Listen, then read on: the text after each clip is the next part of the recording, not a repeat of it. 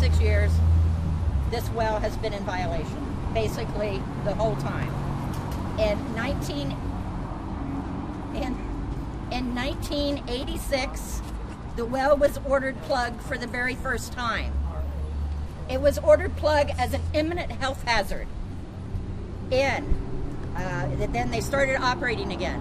In 1996, it was again ordered plugged by the Department of Natural Resources, and I quote, by the order of the chief's suspension, the injection well operations at the Ginsburg well.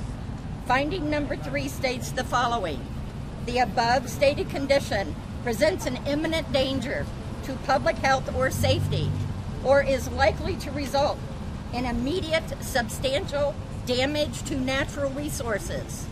That was in 1996. In 2006, again, the well was ordered plugged. This is the third time. If the Department of Natural Resources would get off of their derrieres, Madeline would never have had to have done what she did, because that well would have been plugged in 1986, not 2012, when Madeline's back was against the wall trying to protect her community. 2006 was the last time that that well was ordered plugged. To this date, it is still not plugged. For 10 years, that well went uninspected. Uninspected. Nobody was paying attention to that well.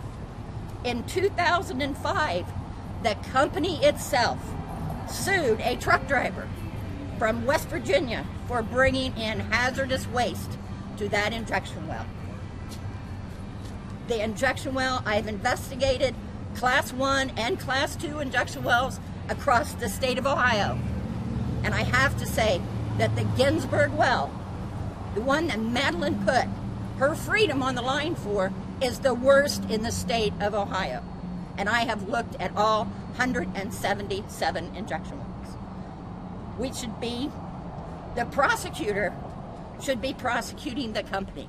And if the Ohio Department of Natural Resources was following their own standard procedure guidelines back in 1987, they would have had the company in there prosecuting them with criminal charges.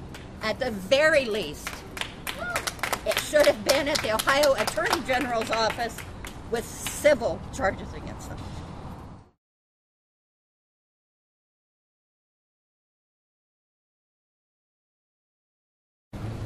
I'd like to express my concern about the new well, the eighth well, that's being permitted soon unless citizens take a stand and call for a public hearing. The eighth well, Teresa has just found, doesn't even have an annulus, which means that there is no way to judge its mechanical integrity. We know from the Ginsburg well that the wells fail repeatedly, and they're talking about permitting a new well that will not even have the means to mechanically test its integrity to assess whether there is breach of the well. I've also learned recently that the well is basically just a hole in the ground, and there will be no way of knowing where the chemicals disperse, at what level.